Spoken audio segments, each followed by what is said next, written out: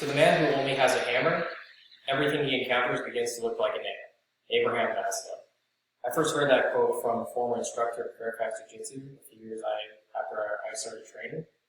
If I had heard that quote before I started training, I probably would have considered myself the man in that story, but after training, I realized that I was the nail, and I would be for a very long time.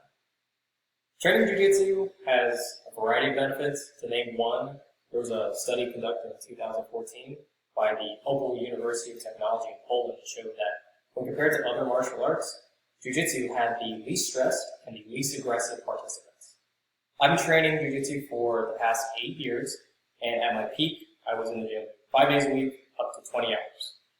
Brazilian Jiu-Jitsu is mentally and physically beneficial to me and others who train, and competing can be an especially important lesson in humility and discipline. Today I wanted to cover an overview of what Brazilian Jiu-Jitsu is for those who don't know. I wanted to cover my personal experiences with it and also share some of the benefits that myself and others get from it. So what is Jiu-Jitsu? Renzo and Royler Gracie, who are descendants of the family that founded Brazilian Jiu-Jitsu, describe it as a martial art that focuses on ground combat in their book, Brazilian Jiu-Jitsu Theory and Technique. It was founded in the 1920s by Helio and Carlos Gracie, and it's rooted in judo. Helios and Carlos wanted to develop a style that was a little softer and a little more ground fighting focused than judo.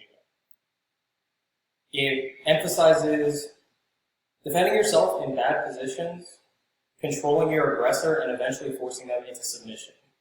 It gained popularity in the 1990s with the start of the Ultimate Fighting Championship, or UFC, where Royce Gracie showcased his Brazilian Jiu-Jitsu skills against any fighting technique that came along. There is a traditional belt system for ranking, so it starts at white and goes to blue, purple, brown, and finally black. A gi is worn, although there is a no-gi variation where participants just wear shorts and a t-shirt, or what they call like a rash guard, which is like Under Armour. So now that we know a little more about Jiu-Jitsu, I wanted to go over my experiences with it in my first tournament. Before I get into that, I wanted to share some insight from a man named Chad Wesley Smith, who is a record-holding powerlifter and American shot putter. He's also the founder of Juggernaut Training Systems. He started training Jiu-Jitsu about a year ago, and he said what he likes about it is that it's more of a process versus goal-oriented art, which is similar to the mindset that helped him achieve all his goals. The example that he used was when he trains for getting out of a disadvantageous position, when he only focuses on the goal of escaping and doesn't really focus on the steps, he ends up stuck, even if there's a smaller, weaker opponent holding him down. When he focuses on each step and checks off each box before moving forward, that's when he can escape and advance on his opponent. So, before I got to Jiu-Jitsu, I didn't have that mindset. I was a goal-oriented person, and it had worked for me so far. I was really strong for my size, I was athletic, and I was fit. So, my first night at a Jiu-Jitsu school, I was falsely confident in my abilities. When I was training, I knew the techniques and I knew some of the maneuvers, but I just didn't know the steps to really execute on any of them. So I pretty much spent that entire night and the next year just getting schooled by everyone in the academy or being the nail. Nevertheless, I was hooked. So about 6 months after I started training, there was a tournament announced, and originally I didn't want to go, but the instructors encouraged everyone to sign up just for the experience, see how well you're doing, find your weaknesses, and it's a good team building exercise. So I signed up for the lowest division there was, which is novice, and immediately I had the goal of at least doing well, if not winning the whole thing. I focused so hard on the goal of winning that I started to lose sight of the steps to take to actually win. My training was hard because I knew I had to work hard, but I didn't really take the time to figure out what I should be working on.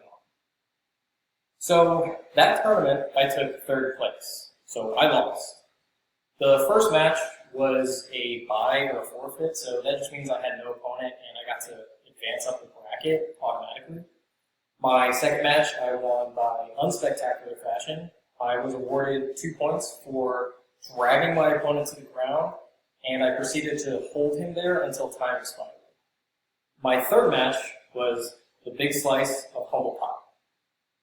If Jiu-Jitsu had a mercy rule, this would be one of the examples, because I lost 16 points to 0. I got crushed. I remember watching the guy who beat me in the finals match afterwards for first place, and I knew right then and there that if I ever wanted to win a competition, I would have to get way smarter and way more disciplined with my training. I did have one more match after that, and that was for third place. I did win that by submission due to a choke, so there was some silver lining on the day, and I was happy with my performance overall, but still a little disappointed with the outcome. So, how does this all translate to real life? For me, I have plenty of takeaways from Jiu-Jitsu. I became a less aggressive and confrontational person after getting strangled and tossed around the training room for months on end. I got more confident and I was less anxious because it's just really hard to worry about what other people are thinking about you when you're just avoiding bodily harm. I learned a lot from training about discipline and staying healthy, progressing in something, recovering properly, and honing a craft. More importantly, I learned that while it's good to have goals, you do have to focus on the journey and take the steps to achieve those goals. I know that's cheesy, but it's true. And also, I was never in better shape with such little effort when I was training full time. Another person who said that they benefited from Jiu-Jitsu was the late celebrity chef, Anthony Bourdain. In an article in Men's Journal titled, "The One Workout Anthony Bourdain Swears By," Bourdain said that Jiu-Jitsu was the only exercise that he did. At 60 years old, he lost 30 pounds and he quit smoking, all thanks to Jiu-Jitsu. He said that he trained wherever he traveled with whoever he could. He didn't do private lessons, he just went out and trained. He loved the sport.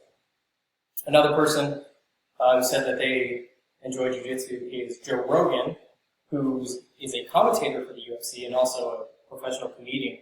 In 2013, in an interview with Bloody Elbow, he stated that Jiu-Jitsu helps keep him level and helps him blow off stress. He can handle tense situations more rationally after training because getting all that stress out helps him. And he also says he makes it a point to train regularly so that he can stay healthy and stay around for his family. So now that we've covered what Jiu-Jitsu is and some of the benefits it can have, I'd like to review everything we talked about today. Jiu-Jitsu is mentally and physically beneficial to me and many others who train. Competing can especially be a good lesson in humility and discipline. So we went over Brazilian Jiu-Jitsu's origins, some of my personal experiences with it, and some of the benefits that others get. And remember, to the man who has a hammer, everything he encounters begins to look like a nail. After years of training, I feel more like that man in that quote, because from training, I can usually apply something to almost anything I encounter.